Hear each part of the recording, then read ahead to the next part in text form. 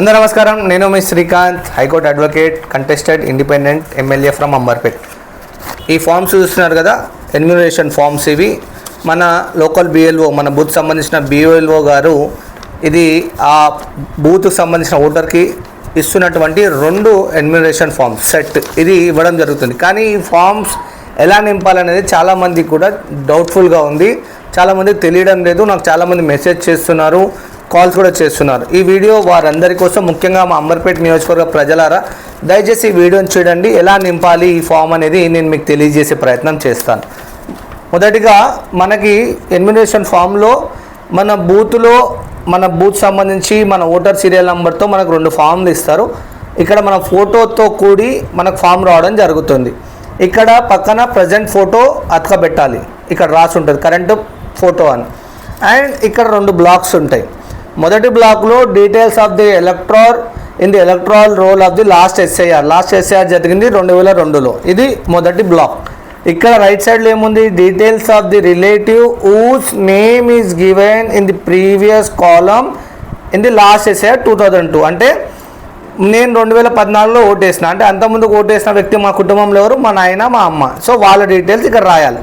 ఇక్కడ మన నాన్నగారు ఫామ్ అనుకోండి, మా నాన్నగారు లాస్ట్ 2002 ముందుకు ఓటేసి ఉంటారు. సో వాళ్ళ డీటెయిల్స్ అన్నీ ఇక్కడ నింపాలి. ఆ డీటెయిల్స్ ఎక్కడ దొరుకుతాయనే చాలామందికి డౌట్ ఉంది. మనకు ఎలక్షన్ కమిషన్ యాప్ ఉంటుంది, గూగుల్లోకి వెళ్ళి గూగుల్ ప్లేకి వెళ్ళి మనం డౌన్లోడ్ చేసుకొని దాంట్లో ఇప్పుడు అంబర్పేట్ నియోజకవర్గం ఉన్నది. గతంలో అంబర్పేట్ నియోజకవర్గం హిమాయత్ నగర్ నియోజకవర్గంగా ఉండేది. సో హిమాయత్ నగర్ నియోజకవర్గంకి వెళ్ళి చెక్ చేయాలి. దాంట్లో బాగంబర్పేట్ డివిజన్ లేదు ప్రస్తుతానికి, అప్పటికి.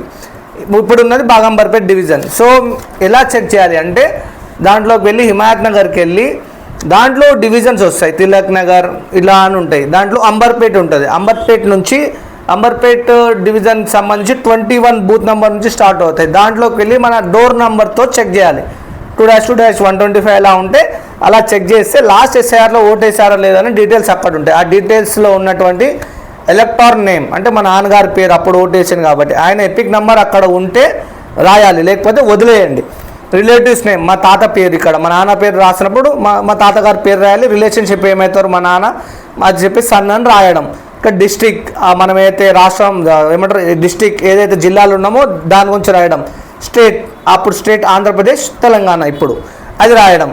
అండ్ ఇక్కడ అసెంబ్లీ కాన్స్టిట్యున్సీ నెంబర్ ఉంది. అప్పుడు హిమాయత్ నగర్ నియోజకవర్గం నంబర్ 207. అండ్ అప్పుడు పార్ట్ నెంబర్ అంటే బూత్ నెంబర్, అప్పుడు మా నాన్నగారు బూత్ నెంబర్ 23.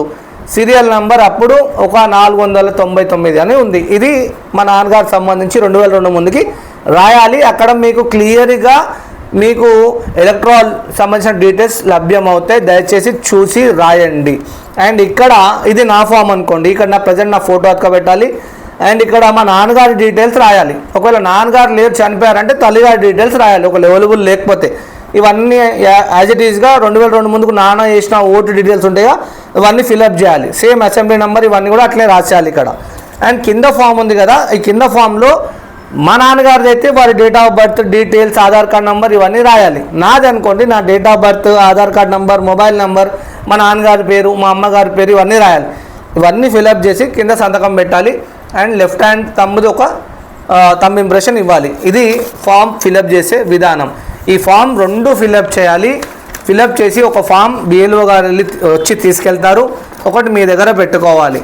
ఈ 2 ఫిల్అప్ చేసిన తర్వాత డ్రాఫ్ట్ లిస్ట్లో మీ పేరు వస్తుంది. రాకపోతే ఏం చేయాలి, లీగల్గా ఎలా ఛాలెంజ్ చేయాలి, మీకు బిఎల్ఓ గారు నోటీస్ ఇస్తారు. దాని తర్వాత ఏం చేయాలనేది తర్వాత వీడియోలో చెప్తాను. ప్రస్తుతానికి ఈ ఫామ్ ఎలా నింపాలనేది ఈ విధంగా నేను చెప్పినట్టు చేయండి.